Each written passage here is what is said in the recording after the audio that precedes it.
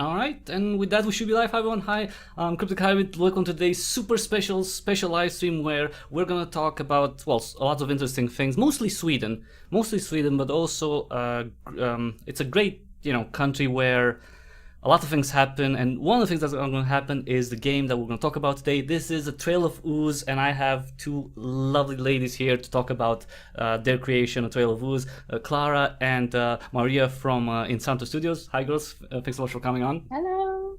Hi. All right, and so they're here to talk about the game.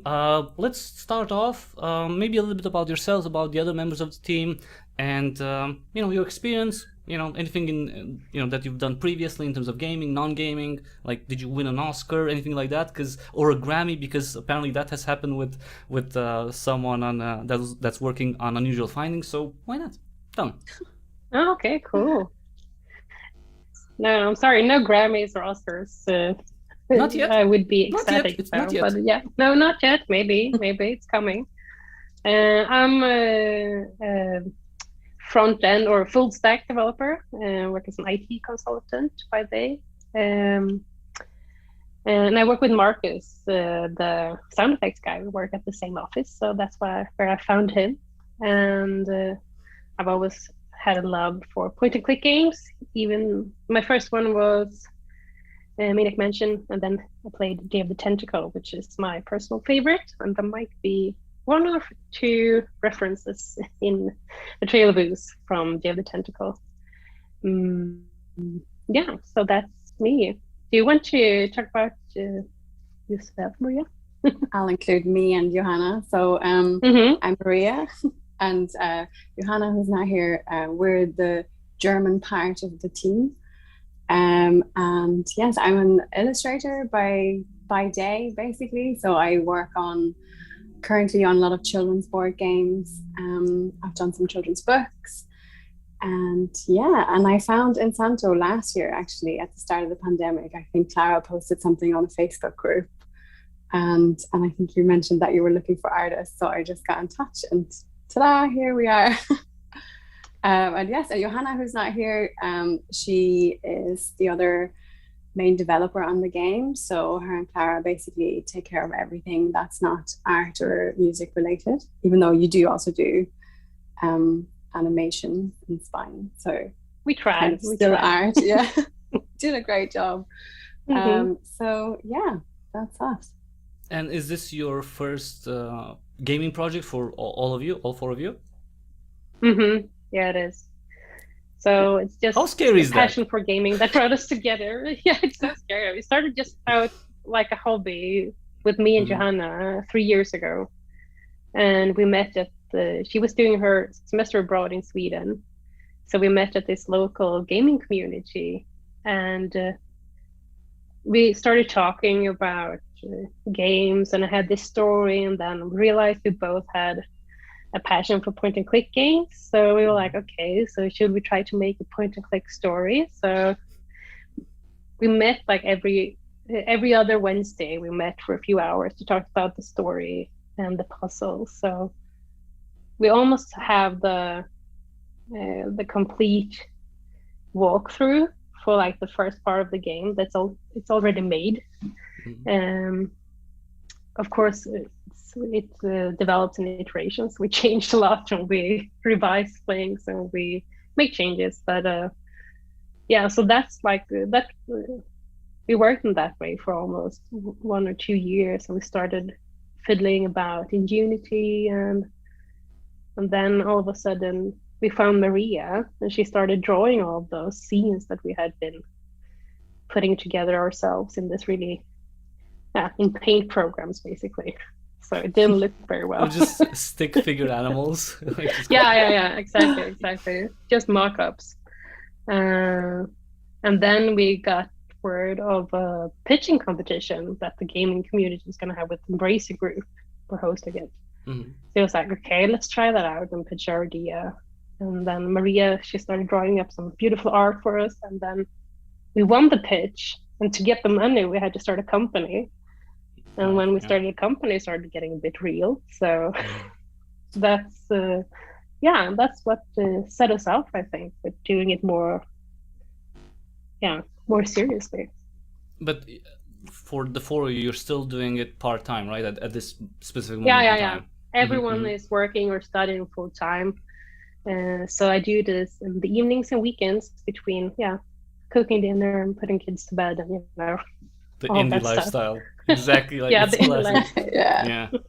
So for people who don't know, quick elevator pitch. You have, like 30 seconds. You're going up in a really tall, I don't know, you're in the Empire State Building. It's Elon Musk is next to you, and he's like, oh, so what are you doing? What would be the pitch about Trail of Ooze? A Trail of Ooze is an utterly amusing point-and-click adventure game about Majros, a sarcastic Swedish guy who lives on a farm in the Swedish forests. One night, barrels of genetically modified chemicals burst out into the farm, and the farmer is kidnapped, and the animals mutate and gain human-like consciousness. And when they wake up and realize the farmer is gone, they set out on a rescue mission and unravel conspiracies and battle environmental threats. That's a pretty big thing for, just a few animals. Like, we're gonna go on an adventure. What? We're gonna fight, global warming. It's like, wait. But this is why not? It's a nice. Someone has They love their farmer. Know what? Yeah. The hero's journey. Anyone could take the hero's journey, right? Like, anyone can save the planet. Anyone can save. So that's probably fine. Now, why not in terms a cow? Yeah. I mean, you know what? Why not the cow? Okay, so the character. Maybe it's an accident. Maybe she's accidentally saying it. So you know. No, cows are adorable. I don't know if they're the brightest things. Maybe in a farm, maybe they're the brightest. But I've seen videos online of cows, and they don't seem that. And they're not, But in terms of mammals, they're a lot.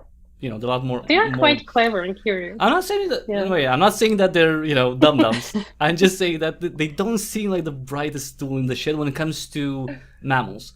But Majros is really cute and definitely better than Hilda, because I have an issue with Hilda, but we're going to talk about her more later on. Tell me about the setting. So you the game is set in Sweden. Why did you choose this one? Why a rural farm? Well, I guess because you wanted the animals, right? Was that from the beginning? Like, you wanted anthropomorphic characters in the game, or that came later? Yeah, well, the basic story, like the first initial idea, was genetically modified animals and plants, that they are so modified that they come alive. So that was the basic idea. And then it's always been a cow for some reason, the main character. The cow, it makes sense to put them on a farm. Mm-hmm. And then we're like, okay, so where's this story going to take place? And we just settled on Sweden, and I think it's nice as well. There aren't that many games set in Sweden, I think, in that genre, like there isn't really, it's underrepresented. So I think it's very nice. And then also there's this thing we've been talking about, which I had actually never heard about until Johanna told me about it. And it's called the Bullerbü syndrome. Yeah. Where it's actually the first time I saw it in your descriptions, like, wait, what's that? Or sorry, Johanna's description. It's so cool. It's just like this thing where like Germans are obsessed with Swedish culture and like with everything about Sweden. So like I think it's perfect. Like Sweden is the perfect setting for a team that's made up of Swedish and German people. Yeah. I mean, it's it's common knowledge in Sweden that Germans. Yeah. Oh, sorry, I'm talking over No, you. go ahead. Oh, please go ahead. No, but it's common knowledge in Sweden that Germans are crazy about it. I mean, this is probably something that we have made up for our own egotistical that Germans reasons. Are crazy. You can stop there. It's fine. No, Germans are crazy about Sweden. Just pull down. We're fine with that. Yeah. I'm not gonna argue with that point though. I don't. You know what? No one's gonna argue with that for various reasons, but it's fine. Now, in terms of the timeline, so obviously it's the animals are coming alive and the plan, so it's not exactly 100% our world. But if you would put it, the game, if you put the action of the game in a period of time, where would it be? Is it closer to our times? Is it maybe the 90s? Is it a bit further out in the future, where would the action be? It's present time. Yeah, I would say present time. Yeah. So they have iPhones, the animals. What else do you have? Like... She might have when she reaches the town. Oh, okay. Yeah. Is this a spoiler? It's not a spoiler. The idea is that it's an exclusive. Yeah, it's an exclusive. The farmer is not so keen on technology. Yeah, no, it's tech savvy. It's a very isolated small farm, like an hermit farmer. So yeah. So let's talk about, well, obviously the main character. Why do you say it's like sarcastic, Al? Because from the demo version at least, Maeros doesn't seem that sarcastic. She actually seems like a very wholesome, like courageous cow. You know, like she actually wants to help. She wants to save her human. She seems very attached to the human. So what exactly is it like? Is the sarcasm going to be seen, more later on? Yeah, probably it's mainly directed to her. Like if you inspect stuff, she has sometimes she has a lot of snidey or witty remarks against the player because we love breaking the fifth wall. So yeah, I think that's where the sarcasm comes from. But she's a nice cow. She's not rude or sarcastic in that way. Absolutely. And these personalities, were they, or in your idea, were they affected by the ooze? Right, because they mutated. So did they have a certain characteristics beforehand, and the ooze just made them available, made them talk and walk and everything like that, or did that also modify the the way they behaved? I mean, some of them might or may not have been like when they become sentient, they might start questioning stuff or having moments of enlightenment. So yeah, sure. But like the core beings of who they are, that has not changed. But yeah. Okay. And, maybe they realize some certain points, certain things when they become sentient. Okay, so what IQ boost did they get? Like, are they human level? Are they like almost human? They're geniuses in terms of comparing them with humans, or are the birds the dumbest ones? Because usually that's the case.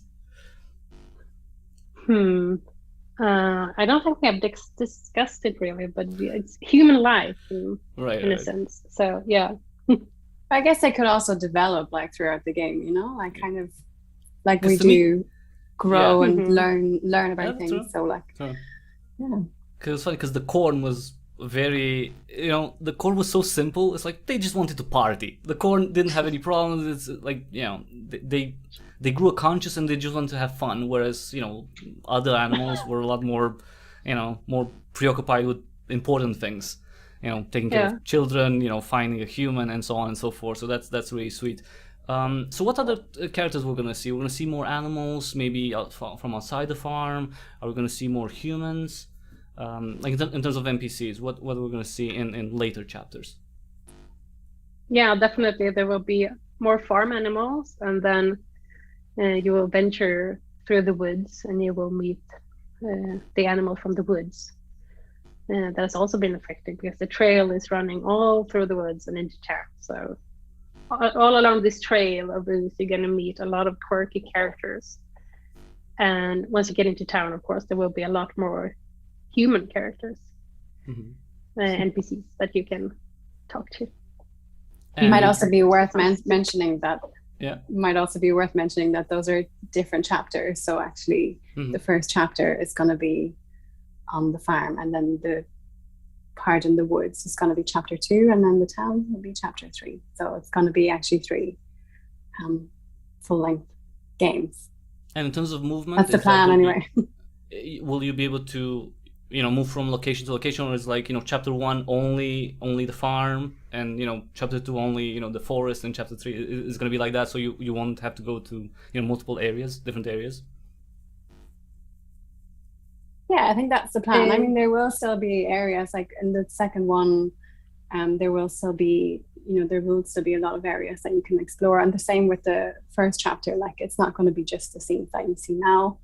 There's a neighboring farm, and there'll be a lake and stuff, so there are still a lot of scenes to explore, but it will be kind of contained to a certain Now, in the demo at least, with the intro and everything, we don't really have we don't have a clear image of an antagonist in terms of not a person, right? We have Crop Corp, which is the company that, it's safe to assume that they made the ooze, they created the ooze.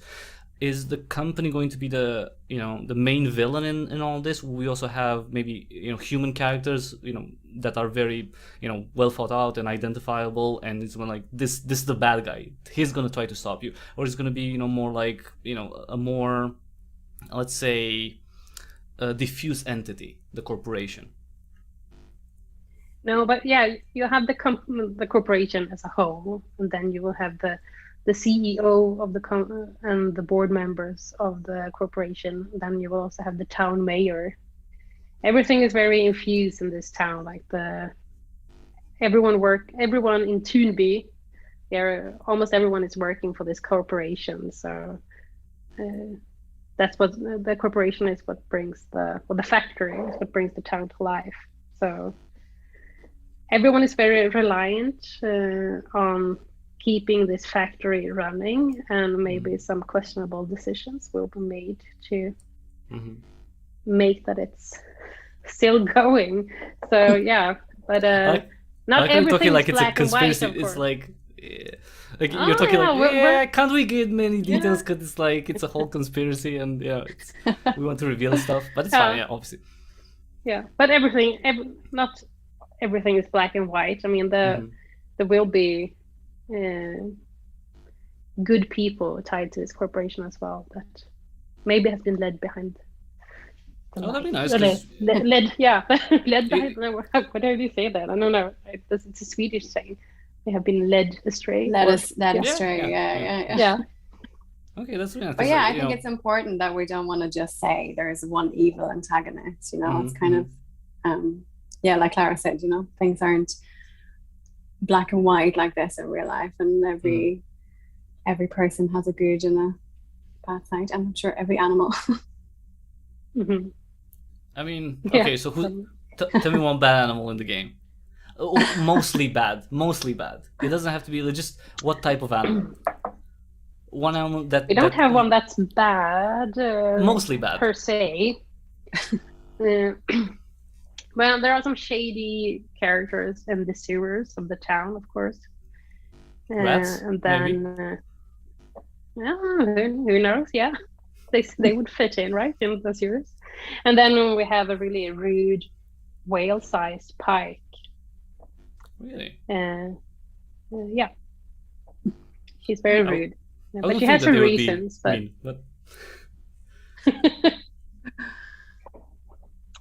as long as you have a moose, that's the thing. Like, I'm really hoping that there's the moose, an owl. That's the other thing, because I was thinking like, okay, so you're gonna go into the forest. I was thinking, earlier today, like, okay, so what animals there will be? I definitely want a moose, because you gotta have a moose in Sweden. An owl, because owls are awesome. And if you don't put an owl, I mean, you can skip, I guess, but it's really nice to see.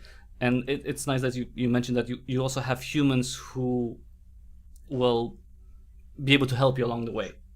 So it's not only be like animals versus the humans, kind of like that thing. No. Be like a clear delimitation of sides, let's say. Now, about Hilma the Sidekick. Now I know there's a stretch goal, right, to make her playable. That's the plan. But assuming that doesn't happen, I think it will. How will she be a sidekick to Myros? What will she do? Will we be able to, instruct her to do something at specific times? Like, how is that going to work?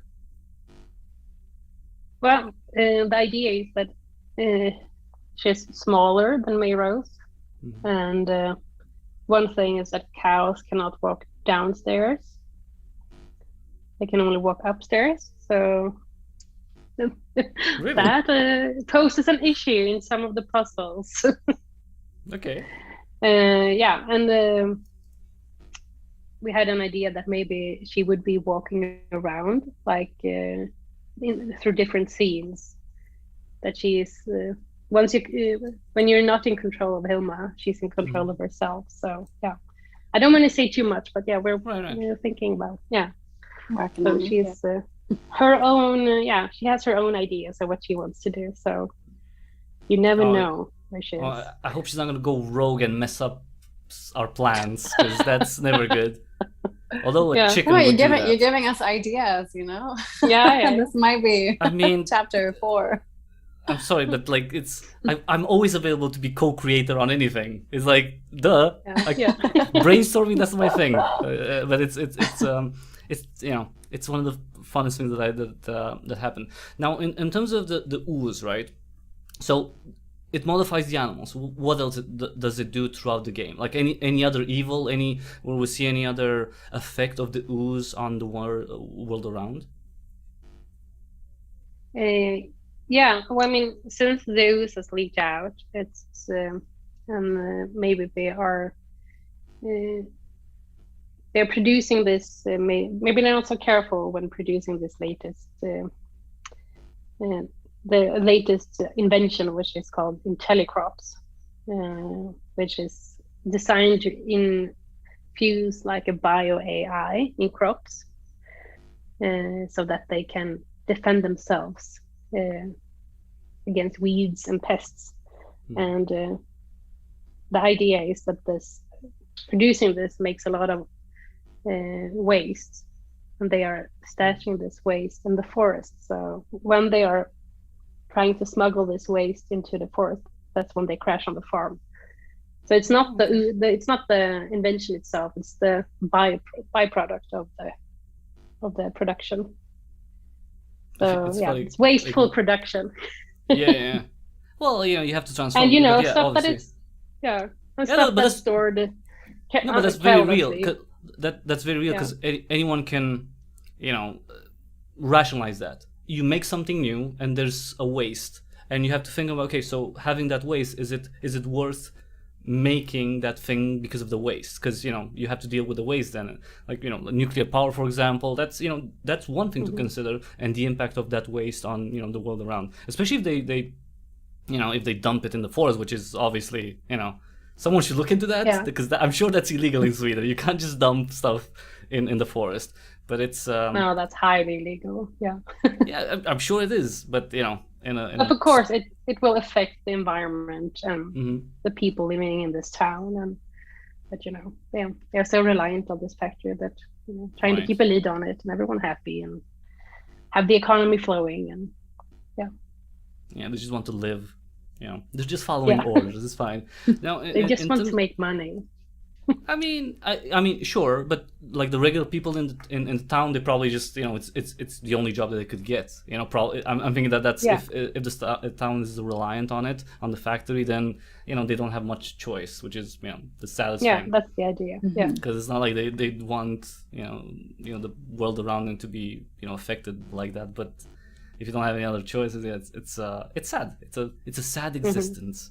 Now, gameplay wise, in the demo at least, pretty classic point and click adventure. You pick up items, you look at stuff, you combine. Is that the formula that you're going for, or are you putting anything extra in all this? Something special, something Sweden, something Swedish. I don't know. Oh yeah, sure. Well, for the full game, obviously we want to incorporate some sort of mini games in the game, like real puzzles. Not too many though. It's not my cup of tea, but I know a lot of them enjoy them. So we want to add a few of those, and then. But we wanted to keep the interface very simple so that you can basically do everything with one mouse, which would also enable us later maybe to port it to smartphones, iOS and Android. So we wanted to keep it simple, but still have features that you can that you can run with just a mouse click, but maybe It's funny because one of the things that I mentioned. What? Tell me. What's funny? No. I just. I was done. You You can jump in with anything. It's one of the things that I've well, because I wanted to ask about the technology, the engine, and you mentioned previously Unity, like in passing. Maybe we can talk more about that. But one of the funny things is like initially when I saw how you opened the inventory, I was thinking like this looks oddly like Visionaire Studio. I don't know if you've used it or not, because Visionaire Studio is and I thought that was the engine initially. So what'd you go for Unity? Is it that it's familiar? Is it lots of support, lots of knowledge? Oh, basically, I've worked. Both me and Johanna, we had worked a little bit with Unity, and then I've also worked a lot with C# in my day job as an IT consultant. So yeah, we just started mocking up this thing in Unity, and then we found Adventure Creator. We stuck with it. So yeah. Mm-hmm. Okay. And it served us well. I mean, so far it seems to be working fine. Is there anything custom that you needed for it, or you're made for it, specifically for A Trail of Ooze in Unity? Yeah. We had to do a lot of custom integrations with because we have frame by frame animations that Maria does, but then we also have a few skeleton animations that we do in Spine. So I had to do an integration script between Unity and Spine or Adventure Creator basically and Spine to get them working together and trigger the right animations when moving. And then there are some other custom scripts, lip syncing scripts and stuff like that. So yeah. So yeah. Now one thing which opens up customizability that I like. And this customizability is like, are you thinking ahead maybe for that you want to do something in like future projects, or is it just for A Trail of Ooze specifically? I mean, we're all on creative minds, so we already have a little list of other game ideas. So yeah. So A Trail of Ooze 2 confirmed? I think sorry? A Trail of Ooze 2 confirmed? Okay, yeah, well, who knows? No, but yeah, with zoo animals. Yeah. You okay. We need to have a brainstorming session with you, Chris. I feel like there'll be some good ideas coming. Yeah. I mean, I'm sure we can create something amazing. It's just I like throwing stuff at the wall and whatever you like, just pick it off. It's in terms of the story and how it goes, will there be any? Because that's, I don't know if it's a trope or not, but the player has sometimes they can make certain choices. Is there anything that you're thinking that would impact the game, and maybe have multiple endings? Anything that maybe that's going to impact the relationship with the farmer later on, with Hilma, why not? Or anything of making variations in that regard? Well, we talked about this, and we talked a lot about not everything being black and white. So we absolutely want to make sure that, every decision would have a positive outcome and a negative outcome, like in real life. So, but we haven't. There's always the possibility to add multiple endings. It's a very intriguing aspect, but yeah, we brainstormed a little bit about maybe unlocking an epilogue, and that would be different. But it's nothing is set in stone, so we want to keep it open. We are still working on the full story, so okay, you're very secretive I think tonight. we'll make that's fine. Yeah. It's fine. It's fine. It's okay. I get it. It will go through a lot of iterations, and stuff will change, and yeah. Okay, that's fair. Although I was kind of hoping for more reveals, but it's okay. I'm kidding, of course. It's no. Now,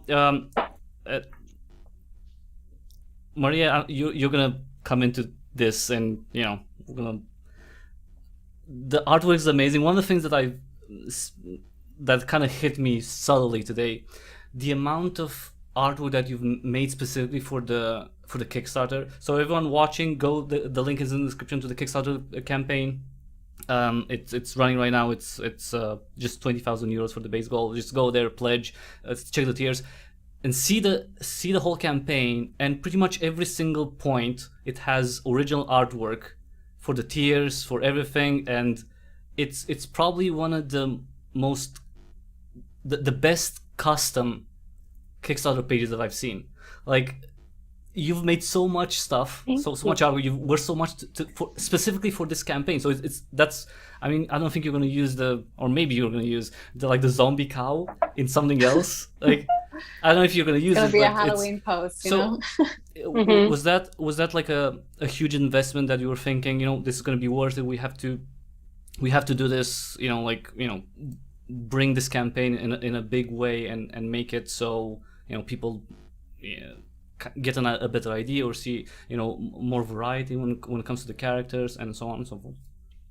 Yeah, I think it was really important to us that we illustrate the whole page like really nicely, because looking at Kickstarter campaigns, you want to be drawn into the world, and you want to be enticed by like what you scroll through, so I think it was really important that we do make it as visually pleasing as possible. And then I think as well, the fact that there are a lot of animations, so like the fact that the whole page is constantly moving, which was really important. I think it just really brings it to life. So yeah, and it was fun to come up with the little like animations for the headers, like the stretch goals where Mazurka is like doing his little stretches and stuff. So it was really good fun too. Yeah, it's a big investment. So kudos to you for doing that, because I'm sure that was a lot of work. And you see a lot of campaigns where there's a lot of text, it's kind of slapped together, and maybe there's like a table with tiers and everything, and stretch goals and stuff. But no, your Kickstarter, like, congratulations! It's I think the best one that I've seen so far, in any case, for a game. Oh. I kept looking at it. It's like, wow, like this, I've never seen this in the game. This is not going to be in the game. It's like, this is specifically for the Kickstarter. It's probably never going to be used at any point in time, but it makes it such a compelling, like, I don't know, like a compelling sheet where you scroll to, you learn about the game, and you can get excited about it, and you kind of get sucked into the visual style and the world too. It's really good. I think it's amazing. And going on that, because how many compliments can we give? It's the visual style. Keep them coming. Sure, of course, because there's a lot of compliments that can be given for sure, and they're genuine, because everyone could see. So the visual style is something that I keep analyzing, maybe overanalyzing stuff. It's cartoonish in a way, to me at least, but it's like it's realistic to some extent, but it's not a caricature, but it's like it has a tint of caricature to it. And what was the inspiration for that, and why did you choose that specific visual style? Oh my God, yeah. So yeah, well, I think my personal inspiration is actually are all the Broken Sword games. So like the really early, the Broken Sword 1, 2, and 3, and just that kind of style, where it's not like, it's not super cartoony, it's not super stylized, but it's also not hyper realistic. It's kind of this really nice middle. And then obviously the Pets and Unfindus books that we mentioned in the video, in the Kickstarter video, that are like a big thing in Sweden, but also in Germany. So yeah, just these kind of inspirations meshed together, and now you have A Trail of Ooze. Well, part of it, because someone didn't finish the house. Oh yeah. That was a really nice piece, and that also gives the player an indication that, like you mentioned, Clara, that you are going to break the fourth wall. So that's going to be happening constantly. Yeah, so it's there's going to be that interaction with the player, and you'll get Mayros's input on stuff like that, which is it's always sweet, because it gets you knowing the character more. And I think the more, at least for me, that's how it is. The more I know a character, the more I can be invested in it, and its quests, and its troubles, and its So this internal monologue helps with you realizing what the character is for sure, and can well, I don't know how many people are gonna get they're not going to identify with the cow necessarily, but maybe with the attitude. Yeah, that's the thing. It's like, you know what? I'm not the cow, but that cow thinks like me. It's kind of like that. But I think the cow is very highly inspired by us as persons. So we're not sarcastic, maybe all the time, but her morals and ideals, and her sense of humor, I think, as well. And her coffee addiction. Oh, Swedish coffee? Is there such a thing as Swedish coffee? Like, is it like anything particular to Sweden that in that regard? I have no idea. Oh my God! Coffee, so I don't know. Really? Yeah, absolutely. There's nothing like a cup of Swedish brewed coffee. No, but seriously, we drink, I think, too much coffee per capita in Sweden. It's really a big deal with coffee. Is this going to be one of the things in the games, like drink less coffee? Like, because you mentioned, like real world, consequences and stuff. And I was thinking, like, what would be some of the subtle messages that the game would transmit to the player in terms of, environmental, anything, work, economy, anything like that? No, but yeah, it's I mean, we're not perfect either, so we're not looking to like point any fingers with any parts of the story. You can do that. You don't have to be perfect. But there's things wrong in the world. You can point them out. It's right. Nature, but obviously the environment and the human footprint, it's a big thing, a big theme in this game, and also about social structures and the society as a whole. So there's going to be a lot of reference to the real world. Are we going to have an animal that's gender equality as well? Yeah. Oh, that's fine. I mean, it's Sweden. I mean, if you don't get gender equality in Sweden, then where the hell do you get it? Yeah, sure, absolutely. No, at that point, of course, not pointing any fingers, but just like raising some thoughts on it. So But in a subtle way, I'm guessing. Like you don't want to, like beat the player with, oh, this is good, this is bad, kind of like that. No, of course not. No. I mean, more like to provoke thinking. Yeah. Okay, you like subtleties. That's good. That's always yeah. Now, I mean, I think it gets to, if it's not preachy, like you can pretty much put out any message and have an impact like that. No one likes a preacher. Yeah, exactly. So yeah. And with games specifically, especially if people play and like your games, they're going to be more receptive to whatever positive messages the game has. That's I like that you agree a lot. That's good. You're very agreeable. It's like, no, you can say like, no, it's not like that. And it's like the animals are. Yeah, the humans are bad. The animals are good. No. In terms of the response for the demo, like, what have you gotten so far? I know that you put out the demo before the Kickstarter, and what has been the feedback so far? I mean, pretty good so far. Yeah, like we've been really overwhelmed by how many people have played it and like how people have reacted. Like we have a Discord channel and people have been putting their feedback into it. So yeah, I think it's been mainly positive, bar a few bugs here and there, which is also good. Yeah. When you say that, you know what I'm going to ask next, right? No. Okay. No. You said mainly positive. I'm sorry, but that's bait. You put out the bait. It's not my fault. You put sorry, it out. Did I? So what's the negative then? What was the like? I want to see like what was the one negative, because obviously I played the demo, I covered it. It's like, okay, so what's the problem? What was the who had problems in what with it? Because I'm getting upset right now. It was so different. I mean, a lot of people thought it was so straightforward, and a lot of people had struggled with finding the cues and the dialogues. So maybe we should have been more clear about like the main goal.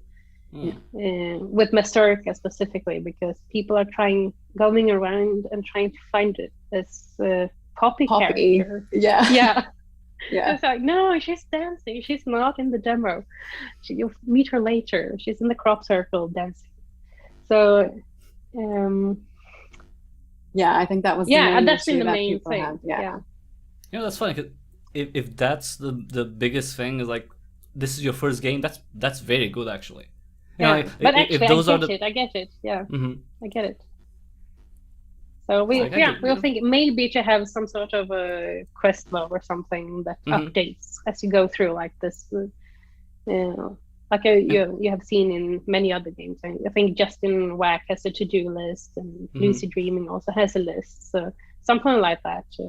Yeah, but those are humans. So how are we gonna? You know what I mean? Like we're gonna give the coward journalist like, well, I have hooves, so like how am I gonna? You know what I mean? Yeah. Like you have to come up with a really sweet, like cute and logical idea of how my heroes would have something like that, or like a list or a journal, or a diary. Yeah.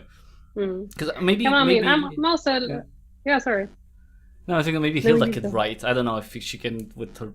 She can't hold with the feathers. I don't know. You need someone who has some form of limbs with not opposable thumbs, but she could use her tail as a brush. No, she could dip her tail. Oh, actually, yeah, that's right. Yeah, that's true. No, she could hold a marker and write with it. In a weird. I don't know. Just giving you ideas, but it works. I don't know how flexible a cow is. A cow's tail is. How precise can it be? I have no idea. Come on, it's your game. You should know about it. Like, okay, the anatomy of the cow. I think it's pretty flexible. I mean, it's also yeah. It's also a bit quirky, the tail. I mean, it's also induced with the GMOs. So I mean, who knows what the tail can Maybe do. the tail has its own mind as well. I mean, that'll be getting her into tricky situations, Yeah, that would be funny if randomly the tail would just slap things or characters, or like, hey, did you do that? I don't know. That would be because that was like a sweet kind of like, I don't know, Easter egg maybe in the demo where she's on the road and she gets electrocuted from time to time. It's like, wait, the first time it's like, wait, what happened? Did I touch something? And she just gets electrocuted all the time just because she's near the cables. So I guess she just touched stuff. It's probably the tail. Yeah, I mean, it's actually in the whole. It's very random when she gets scared when the cables when they spark. So yeah, it was a really sweet thing. It's a cute little nugget. I don't know. I liked it a lot. It's been an endless nightmare of producing bugs though, but I think it's more or less behaving now. So yeah. Well, bugs will happen. Your first game, obviously, is yeah, it's fine. You're gonna go through it. It's fine. One thing that something kind of quasi related. It just. Because I don't know what it is. So Maria, in the video, you were wearing some sort of a cast on your hand while you were drawing. Is that something that is that to prevent injury or I don't know? Because I haven't seen anything like that. I've seen stuff that maybe cover the wrist, but not the fingers like that. It's a drawing glove. So actually, when you draw on like an iPad or whatever, so instead of having your hand on it, like my greasy paws all over the screen. Okay. It's just a drawing glove that kind of covers these two fingers and just kind of protects the screen. Oh, okay. Yeah. It doesn't really help that much, to be fair. My screen is still always filthy. But yeah, that's what it's for. Oh, okay. I was like, is this to prevent like carpal tunnel or something? Well, not carpal tunnel, because carpal tunnel is something different. But what I mean? It's like that's interesting. That's weird. She got injured doing all the art from drawing so much. Yeah, exactly. I mean, that's a lot. I mean, for the Kickstarter page alone, it's. I can't emphasize this enough. It's so much work. It's amazing to me that so much work that you've done, and it's. I don't know. It's just amazing how much investment you've put in the page, and hopefully a lot of people will notice it, and that's gonna make them more likely to. To want to invest and to support you, because you are doing a lot of work into this, and you are putting a lot of passion and blood, sweat, and tears, actually, like you mentioned in the video. Which I think that's a nice. There's been a lot of laughter as well, so yeah. Yeah, but it's still a lot of work, and if people see more of the work that goes into it, I think they're more likely to see that, okay, they're serious about it. Although it's not full-time project, they're serious about it. They've been working for multiple years. They have a plan, they have a budget, and all. I think all of those things help, especially when it comes to a studio that's new, because people don't know you. Yeah. So you have to prove yourself, literally. And it's like you have a big name that makes a new studio. No, you're new to game development specifically, and you have to prove to the player that you can do what you promised to do.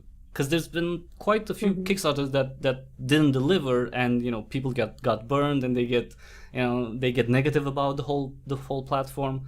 And I can see how that can be, because I have, for example, I've backed a Kickstarter that it's probably never going to be a game Kickstarter, that's probably never going to be made, right? But maybe I'm a little bit different, but it was still a sore thing. It's still a negative thing in my experience with Kickstarter and with game development, but so maybe other people would be somewhat similar. But if they see you, they see the demo, that's a big thing. The fact that you put it out and see the work in the on the page and all that. But yeah, I don't know. This goes. I was expecting for you to talk more. It's like it's. I don't want. Two ladies. I don't want to interrupt. They're going to chat so much. It's going to be awesome. All right. Release plans. What's the target so far in terms of platforms and timeline? We have said late 2023. So yeah, that's what we're aiming for. I think that's like part of what you were just saying. Yeah, about, there's a lot of people. ifs, like. Yeah, but like people, we don't want to overpromise. We don't want to say, yeah, it's gonna be a year and we'll put it out. But yeah, so I think giving us a buffer and saying that it's going to be the end of 2023 is just a little bit more realistic, so we don't end up with situation like you were just describing, where people pledge and then we can't deliver. So I think, yeah. And I think as in terms of what platforms, I think we're just thinking PC and Mac at the moment, right? And then hopefully, I think mobile is one of the stretch goals. So that would be great eventually. So we'll see. Oh, not consoles first? Like after PC and you're not thinking maybe consoles next? You're thinking mobile or Switch? I actually, I mean, personally, I actually find that, like, I don't know how well point and clicks work on consoles. I've played a few, but I actually, like, mobile for me, like, I've played a few on iPad or on my phone, and I think it works quite well. But for console, I mean, yeah, maybe consoles is Clara, I don't know. Yeah, I mean, we have been talking a little bit about Switch. But yeah, I'm the same as you. I mean, I've been playing, I don't know if it's because, just a busy life, but lately I've been playing so many point and clicks on my mobile phone, and it works so well. And it's, it becomes very accessible when when it's on your mobile phone. You can pick it up and you can play for a while. And the last game I played was the remaster of Day of the Tentacle again. So and it works so well on the phone. Yeah.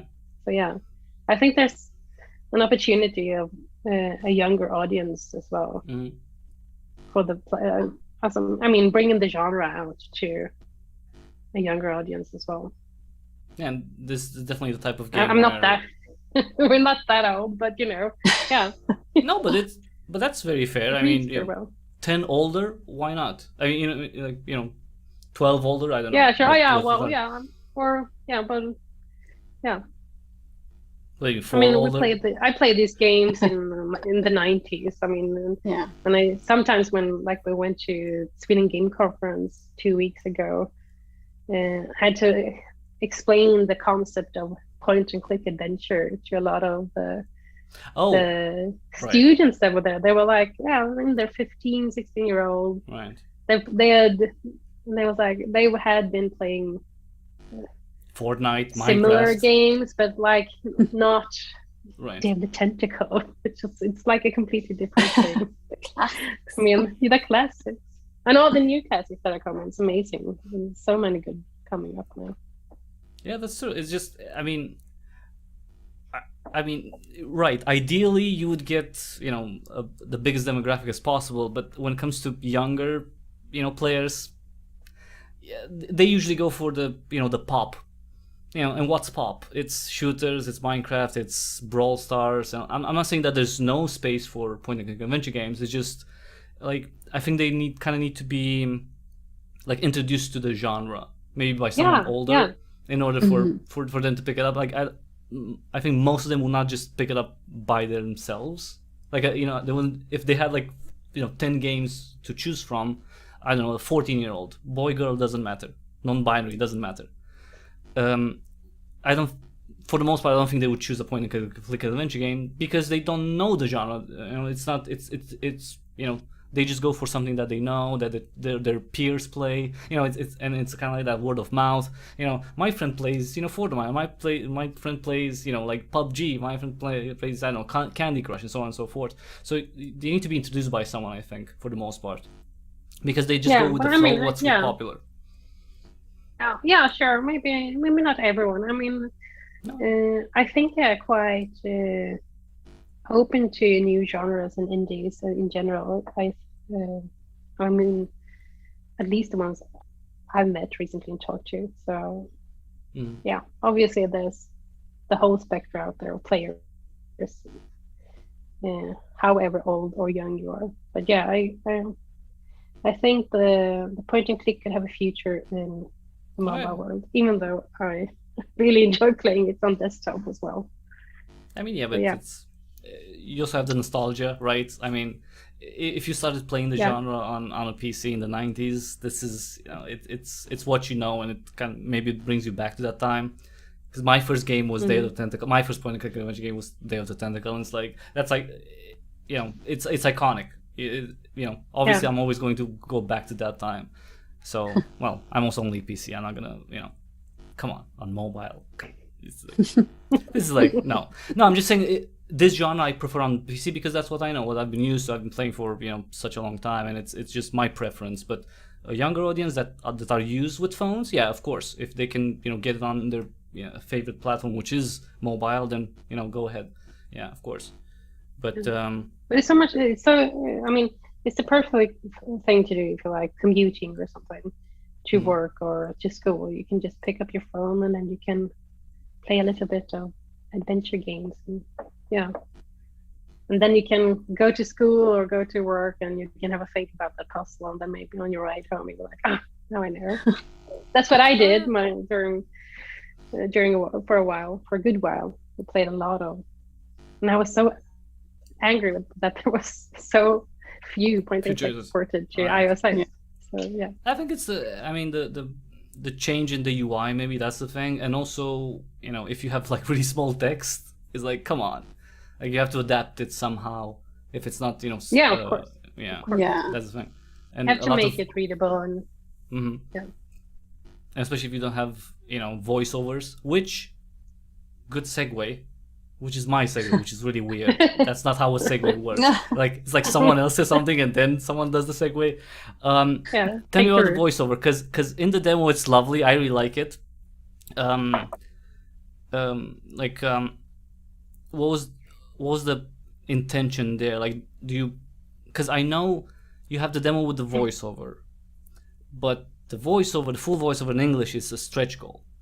So why do that divide when it seems from the demo that your target is we're gonna have a voiceover, but in the Kickstarter it's a stretch goal? I mean, I think it was one of those things that really wanted to prove ourselves, and I was very lucky to have my cousin is a theater student, and I was lucky enough to persuade her to round up a few lovely actors to do this for us for free. But obviously for full game, especially for the main character, it's going to be a lot of days of recording. So obviously we want to compensate her for that, and all the other ones as well, of course. So I think we have been talking. Yeah, I think we were thinking of making the general target higher, but we're also aware that that might make it harder to reach. So I think kind of setting the target where we were, or where we did set it, and then adding the stretch goal of voice acting was the way to go, I think. Yeah. Yeah, fair enough, because it has to have voiceover. Like in my view, playing the demo, it has to happen with the voiceover. It's just it's gonna be a different experience. You don't want me to in December 2023 you release the game with no voiceover. You don't want to hear me be like, humans. You don't want to see that. You don't want to see me streaming A Trail of Ooze and me doing the chickens and everyone. That might add something to it. You never know. You might be really good at the. I can't do that many voices, so I'd rather you reach the stretch goal so you have you can. The spot for the moves is still open, so yeah, get in touch. There you go. Yeah, he doesn't say anything. Does he say something smart? That would be nice. Yeah, he's a nice guy. Yeah. Oh, okay. Well, mooses are they're I don't know, they're weird because they're so big and they're like it's like in the wild it's their own thing, but people think that they're just I don't know, like cute animals. I don't know. Which another segue. The stretch goals. Lots of merch. That's one of the things which is impressive. It's impressive because this is your first Kickstarter, and that's a huge endeavor, making physical rewards. So what are the things that you offer? Well, first of all, you go ahead. You go. No, you go. You go. Jesus. Okay, I'll go. Yeah. Sorry. Yeah. So the main important thing for us was that we do a lot of locally sourced products, so from small businesses, and also that they're all made with sustainable materials. So one of the things that we have is a pair of wee magnets that is made by a small business here in Belfast. Then one of the things we have is a tote bag with a print on it that is made in Sweden. And then there are a few things that we make ourselves as well. So the plushies you've seen, they're actually all handmade by Johanna. And then we have some beeswax paper, which will be handmade by me. And and then a wooden collector's box as well, which is going to be done by the same small business as the magnets. Okay, question. Because I'm, neophile? Sure, I'm a neophile with everything. What makes beeswax organic? So what's the difference? Like, what is the organic part of it? Because I don't know, like, the bee. It's like, yeah, it's organic beeswax and organic cotton for another item. It's like, okay, so what makes them organic? Like, what's the process that compared to regular, let's say, regular beeswax or regular cotton? Like, what's the difference? Because I have no idea. So I'm just. Yeah, I think it's a certification that it's like made in the process, like it'll be made without like certain chemicals. I think so. We don't make the cotton, and also obviously we don't make the beeswax, but we do get the pattern printed by a company, and they print it on organic cotton, and then we turn it into beeswax paper. But yeah, we have also been talking about because obviously beeswax isn't vegan, so we have talked about a vegan alternative. So you can get. Oh, who's complaining about that? Seriously, show me the one person who's complaining about that, and I'll go slap them. Because come on, it's like you would get. But this... it's a valid point. I mean, it's one of those things. If you are a vegan, and a lot of people are these days, then that might be something that would put you off, which I completely understand. But it will put you off maybe not getting the that specific reward, not necessarily the game. I mean, just imagine how insane someone would have to be a vegan, like a pretty radical vegan at that, and be like, what, I'm not gonna back A Trail of Ooze because they're not they're not using vegan. It's a little bit No, but I mean, I think it's fine that choice is fine. people like, reach out. I mean. and ask. I mean, like ask if there's a different, like maybe we're always open to. Maybe we could like switch out, send an extra tote bag instead of the beeswax, or I mean, if we can find a way to cater to our backers, we will. And yeah, absolutely. And I think it's like it's something that we didn't think of. So it was sure an eye opener for us as well. I mean, changing the wax from beeswax to candlelight wax or something like that. It's it's a small thing. It's not. It doesn't really. It's basically the same product. It has the same use. So why not? I mean, because it costs more, probably. It's be a yes person. yeah, sure. I mean, obviously, like the choice. It's just it's interesting because that has probably has a higher cost than usual, right? And the fact that you're doing this is like, so you can see that anyone from outside is like, oh, they're trying, to do something that's that's more environmentally friendly already. So if someone would give you crap even when you are trying more than the majority of developers, right? And if someone will give you crap for that, it'd be like, come on, like, what I mean? It's like, how far do you want to go, with complaints? No one is giving us, no one. It wasn't complaining. I would say it was a question. It's just an option, right? Yeah.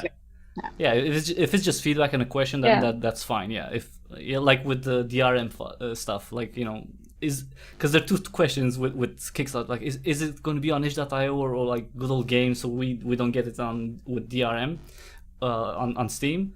And you can ask that, or you can be like, oh, you don't say we're gonna have a DRM free version. This game sucks, and I hope you stuff like that. There's two different attitudes from people when it comes to all those things. Yes. Thank you for that. Thank you for the silence. That just killed me. I think this Tara's frozen. Is it just laggy for me, or you might have? I think you were frozen. It was super laggy for me. Hello, can you hear me? Yes, we can hear you. Yeah, you are a little bit laggy. It was super laggy. Yeah, okay. Okay, that's. I'm sorry. It's because I'm renovating my house. And the chihuahuas chew through the Ethernet cable, probably.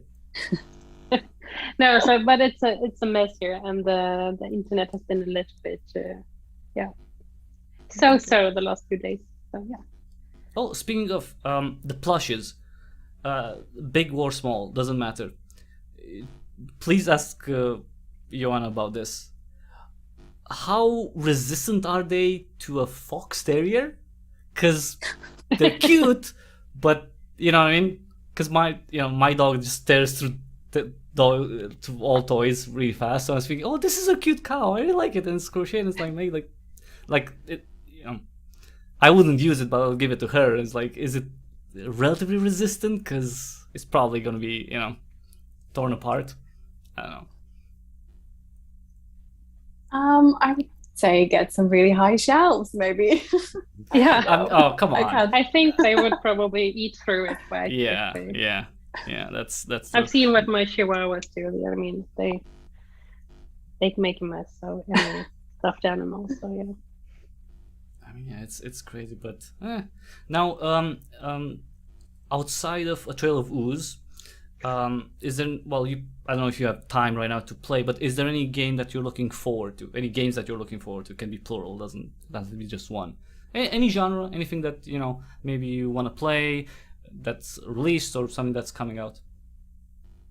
Actually, there is one coming out in 2 days that I backed on Kickstarter, I think 2 years ago or something. Don't tell me it's Saint Kotar. It is! Really? Because I backed it too. Yeah, okay, cool. I love it's coming out tomorrow, it. It looks so good.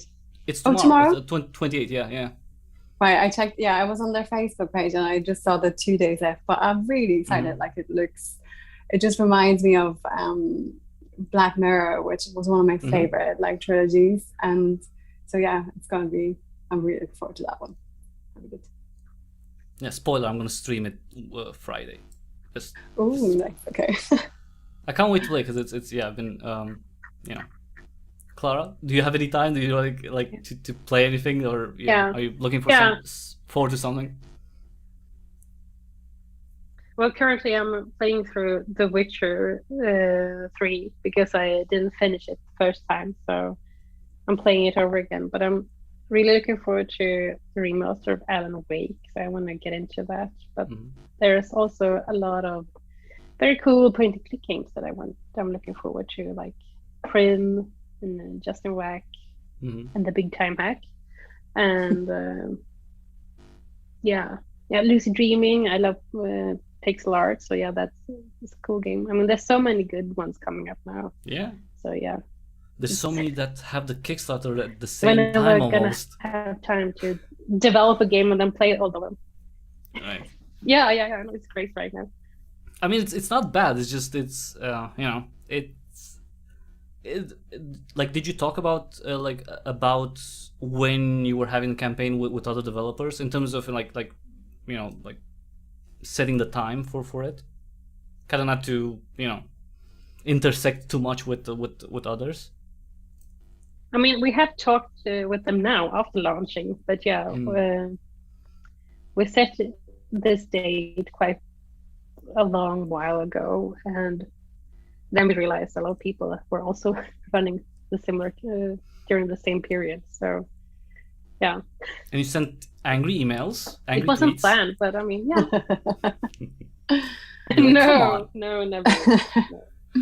It's like, come on. Everyone's very supportive. I mean, we talk to each other and try to cross promote, and yeah. It is. It's probably one of the cool. most like friendly and supportive niche. Well, it's not necessarily niche. Like genre when it comes to the indie scene. There's so many who they talk to one another. They help each other a lot. Yeah, definitely cross promotion a lot. So yeah, it's really sweet. So obviously you're gonna get to the goal. One of the reasons is because of that. Because it's gonna work out. Now, anything else that you want to reveal? Anything exclusive? Spoilers? Anything like that? Oh my god, I don't know. It would be funny if Clara would just take a list. Okay, so here we go. This is a list. Yeah, with spoilers. And my phone will start ringing. Johanna is like, "What are you doing?" What?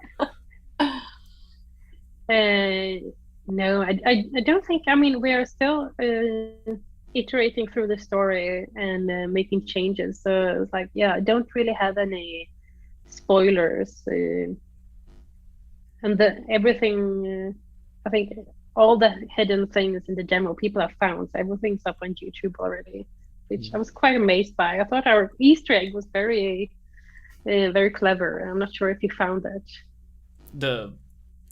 It's okay, yeah. It's related to another point-and-click adventure game. Yeah, exactly. That's I'm not gonna say anything. I think I have it on the video. I think on the video that I made, I think I've created the Easter egg. Okay, I think I have. Cool. Oh, yeah. Nice. Okay. And that just shows that none of you have watched my video. So thank you for that. I haven't had time. I'm so sorry. I will watch it and I will share it. But basically, you've seen all the art we've done. We haven't, basically haven't been sleeping, and so it's like it's been crazy. But you have coffee. Who needs sleep if you have coffee? That's how it works. coffee. Yeah. True. Exactly. Yes. So nothing else in terms of no aliens. At least that. No aliens, no. Oh, okay, so that's I a piece of info. wouldn't rule it out, Oh, come on. Yeah, sure. I know. This is what sabotage. is an alien these days? What defines an alien? Who knows? Extraterrestrial creature that came, I don't know, in an asteroid, and because of the ooze, it got transformed and mutated, and now it's destroying the world. I can give you a little spoiler. There will also be characters that are neither human, animal, or vegetable, or plant. Insects? So yeah, that's a spoiler. No. No? No. A sponge? No. Interesting. Robots. It's gonna be robots. See, the silence is I won't say anything. There might be a little spoiler on our Instagram, no? I think we might have. Oh yeah, there's a spoiler. Yeah, sure. We might have sketches Okay. of that. Which is, great segue. Where can people find you? People who are interested in A Trail of Ooze and in your studio and your work, where can they find you? What are some of the platforms? We're on Instagram, Facebook, Twitter. We have been trying to get some headway on Reddit, but God, that is hard. But yeah, we're on every social media you can find. We have a Discord channel that you can join if you want to drop by and say hi or just give us feedback. We try to be everywhere. Is that a hint? It feels like you're trying to give me a hint. We're on Kickstarter. Is that it? Is that the? Sure. Yeah. Also that. But what's the handle? Like, is it A Trail of Ooze? Is it in Insanto Studios? Like, what's the handle? Insanto Studios. Okay. Because that's the thing. Like, what should people search for? that's the Insanto Studios. Yeah. And the Kickstarter, of course, and it's running until November 25th of November. Yeah. Okay. And the goal, 20,000 euros for the base one, and obviously there's a link in the description for that. You can get a copy of the game for only 16 euros. So is that like a discount? It is. Just kidding. It's not a high price. No, that's true. And is it discounted from what you're thinking of? The full price upon release. Mm-hmm. Yeah. So people who get it. So the early bird was a discount of the. Yeah, but that's gone. Discount. Yeah. Yeah, it was just the first 24 hours. Yeah, it's gone. It's done. That's why I didn't mention. It's done. It's there's no more super off. Except if you go to Kickstarter.com/A Trail of Ooze and you put in the code Cryptic Hybrid, you get 10% off. That's not a thing. I don't have anything. Yeah. No, that's not a thing. I don't. It's not the case. But other than that, I don't know. It's like you're very mysterious. I kind of like that. Like I was kind of expecting you to talk like so much about Sweden and about cows and all of the stuff. And it's like I think that's actually one of the things that like we all have in common. We're all very introverted. So yeah. And so how hard is it, like the promotion side of it, because of that? Very. I think we were all dreading doing this Kickstarter video in particular. I think it went really well. I think it turned out good. Yeah. You know what? I'm beginning to warm up to it, right? Actually. The funniest very thing, nice to talk to people. The funniest thing at the end, when it's like, because you were all separately in your own room, and it's like. And back us on, you had to put on cue. That was really sweet. We did so many chains. Yeah. We actually thought that was going to be a lot cringier than it was. So luckily it was okay. Yeah. No, it's not cringy. It's just it's funny because you think of, you alone. To time it. Yeah. Yeah, exactly. Oh, we have to time. And then going back to it, why didn't we just? Why didn't we just make it together? We could have just taken the one word, but we decided to do the whole sentence. We could have just said together in the choir. Yeah.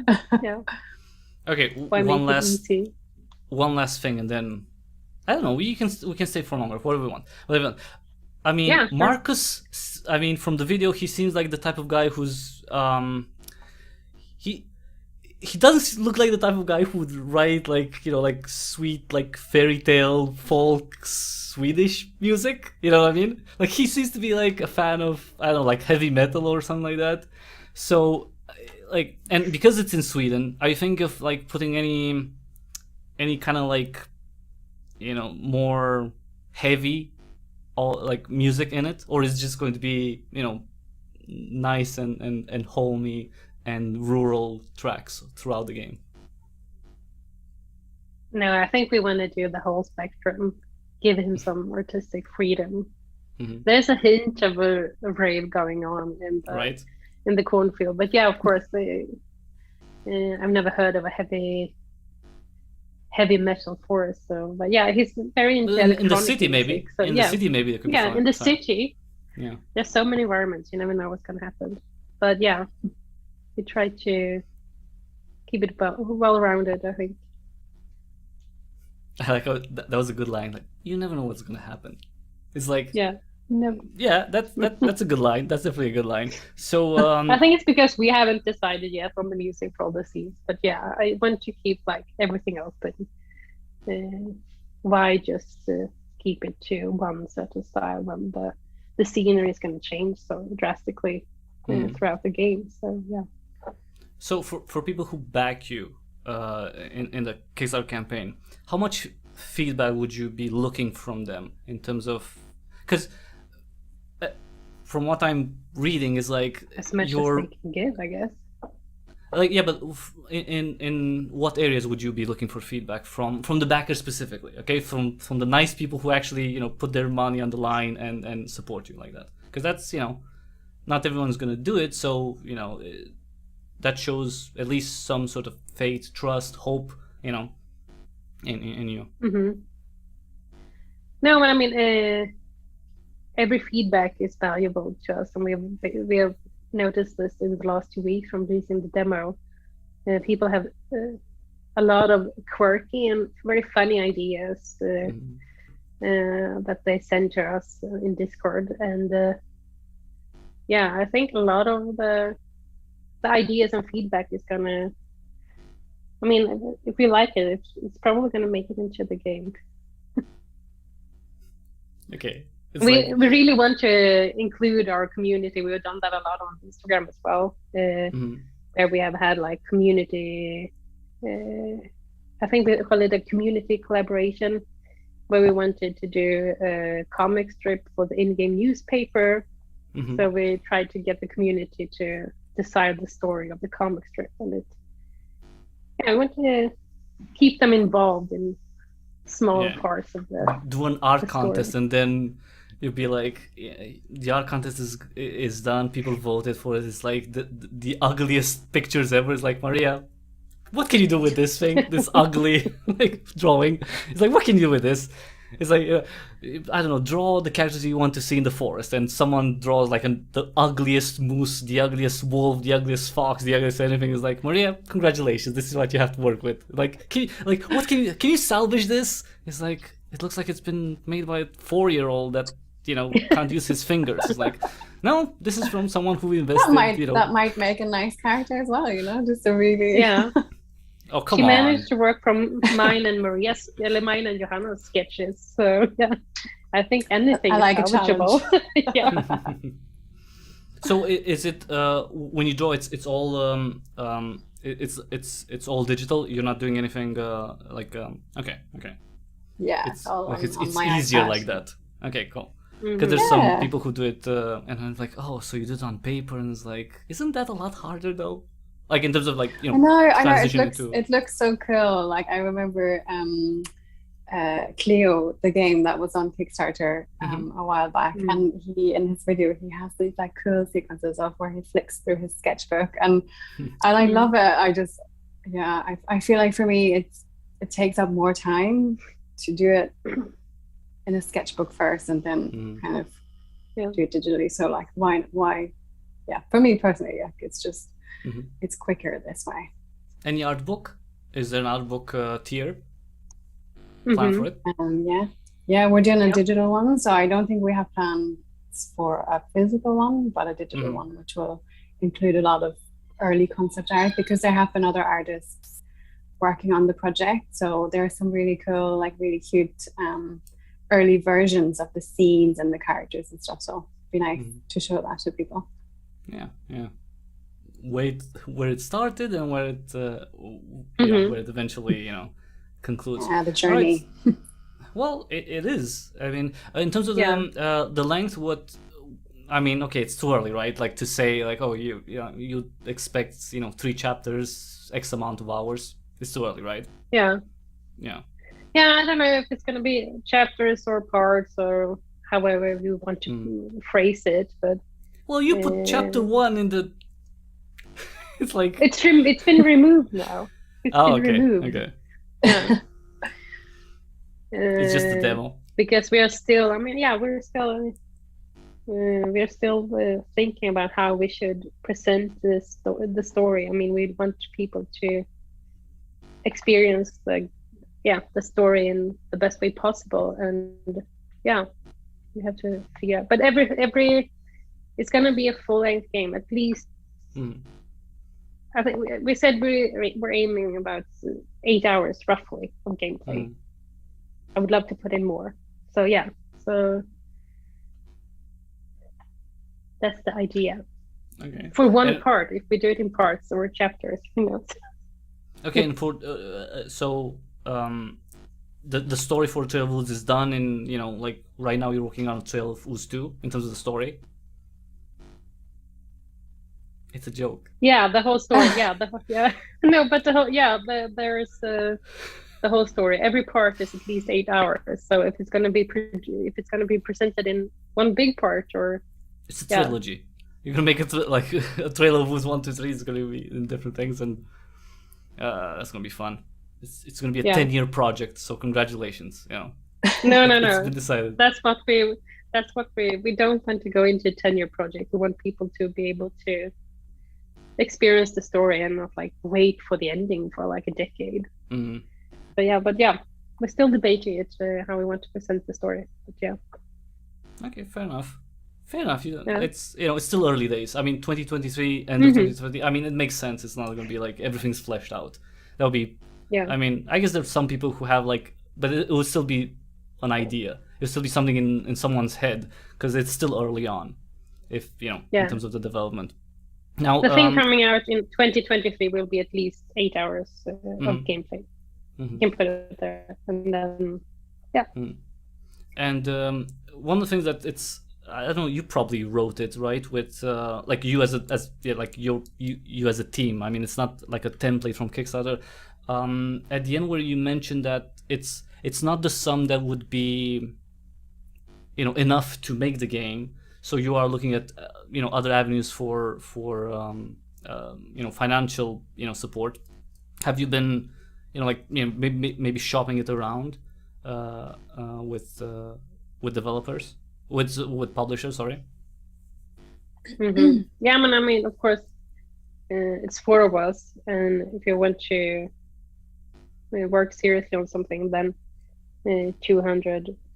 I'm speaking Swedish crowns. 20,000 euros is not gonna. I mean, it's gonna keep us working part-time, but of course, it would be nice to work on it more than just part-time and evenings, weekends. So we are open to whatever.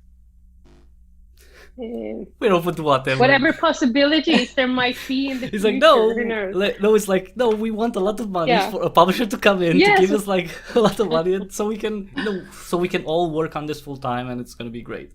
That's whatever. Because if someone comes, dream, yeah. I mean, it wouldn't be so weird because I mean, there are publishers who are more likely to pick up a game because it has a successful Kickstarter, right? So that's a real thing. So I think that was our thinking, that if the campaign is successful, like that would be good leverage to go to publishers or funding places, and hopefully get some top it up basically.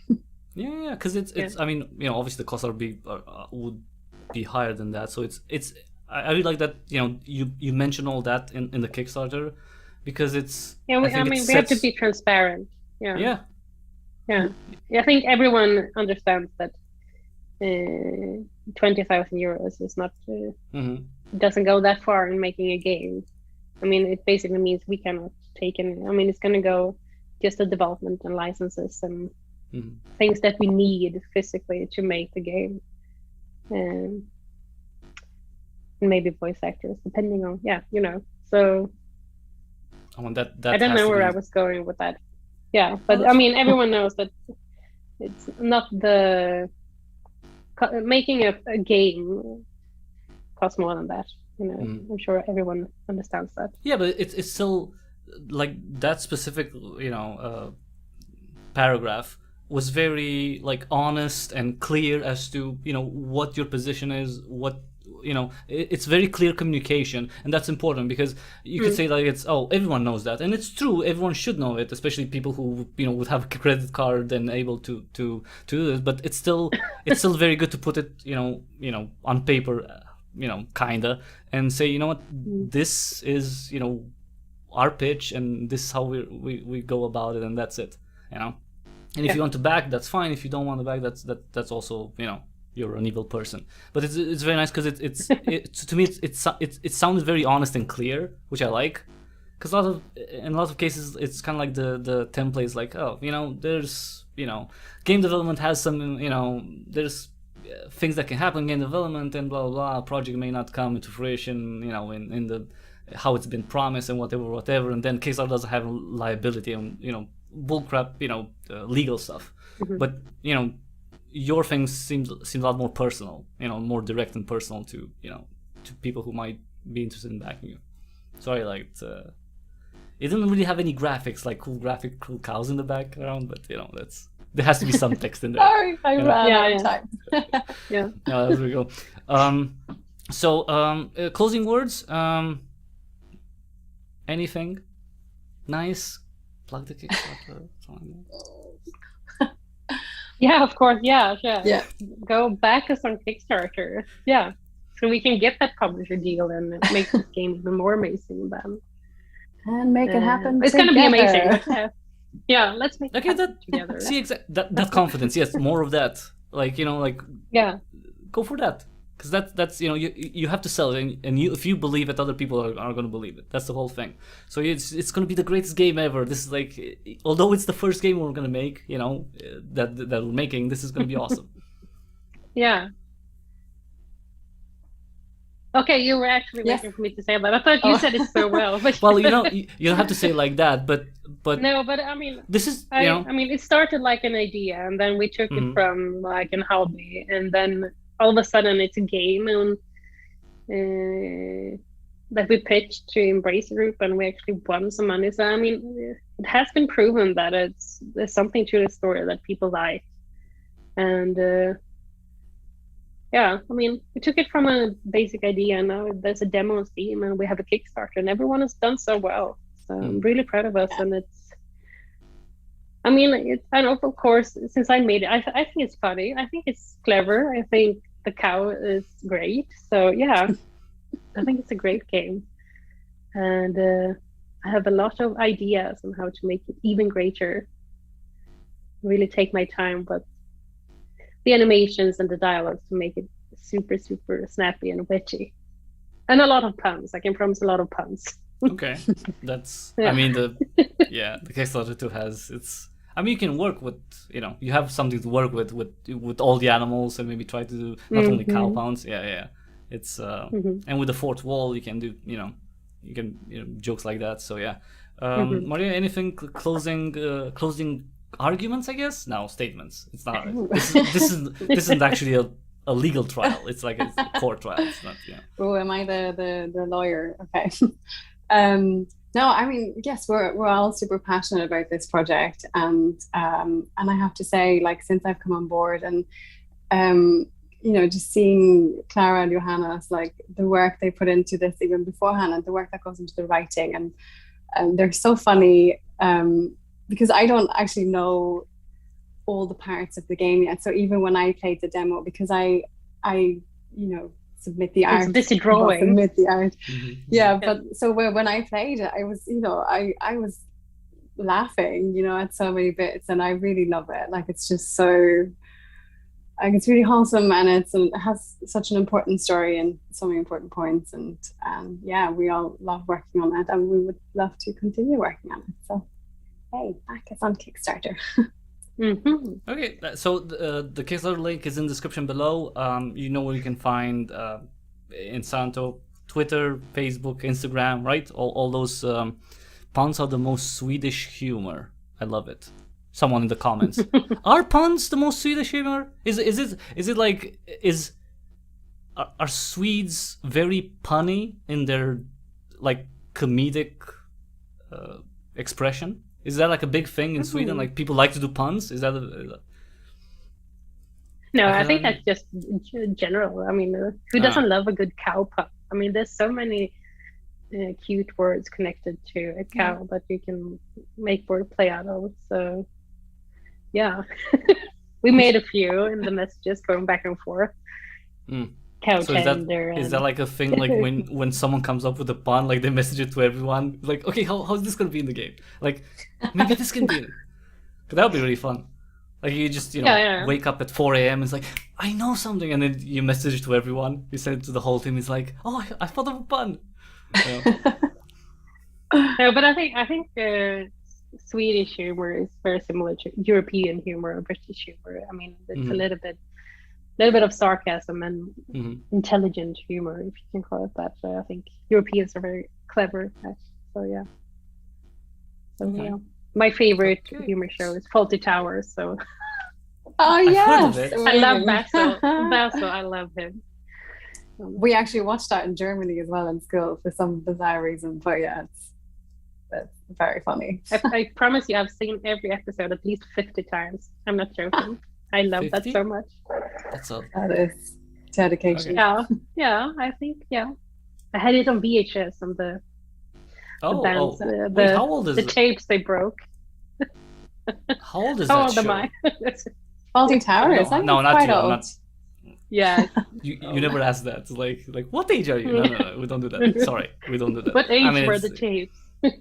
Yeah, exactly. Yeah. Like, no. What age were your parents when they got the first time? When they got the taste first time? It's like you kind of go back. No, but thanks for being on. And just one quick thing. Like when we finish, the live stream, don't just leave, because I've had someone who just left the call. The meeting is like and we can do a post show and then we go. Thanks for being here again, everyone. A Trail of Ooze is on Kickstarter. It looks lovely. It's funny. It's vibrant and comedic in a different way, I think, compared to other adventure games that, especially when I say adventure games, recent ones in the last 10 years, it has kind of like LucasArts vibe, but it's different in a sense, in terms of the puns and the puzzles and everything. So it kind of brings me back to older stuff, but also has new elements which I really like. And of course the voiceover is great. Definitely try the demo and support them. And again, to get a copy is just €16. It's not expensive. Of course, if you want more stuff, you can check out the higher end tiers. And there's some really, really nice stuff, especially the plushie. That they're adorable, handmade. That's if you want merch, that plushie looks like, those plushies look adorable. Although the small one I would lose. I don't know how, but it looks so cute and small, but it's like I would lose that sum. So if you want the plushie, get the bigger one. It's more expensive, but you get the bigger one. Basically, it's the most adorable. You can get the small one in your tote bag. yeah. I mean, the tote bag is also. That's just sorry. No, that's the Wooden Collector's Box. Yes, that's a good thing. Yes, sell all the merch. Yeah. That's exactly that's the attitude. It's love the box, the collector's box. You should get that. Yeah, for especially for fans of adventure games who collect boxes, because I know there's people who specifically do that. They look for collector's items, so they have box versions of every single game that they play, and it's really cool to have that option. So check it out. Link in the description below. For me, I don't want to keep anyone more than they have to. Everyone's here is already subscribed. If you haven't subscribed, never mind. Subscribe. No, you're supposed to say that. Yeah, we're all subscribed. It's about okay. Never mind. And check out the channel for more. 2023. With a little bit of help from God and Allah, we're gonna cover A Trail of Ooze. Well, 2020, 2024. I'm gonna cover A Trail of Ooze when it comes out. And that was it, everyone. Thanks so much for watching. Thank you, Clara and Maria, for being here. And I'll see everyone. Thank you for having us. Yeah. All right, let's get out of here. Have an awesome day. Good night. Bye. Bye. And we're done. Ah, cool.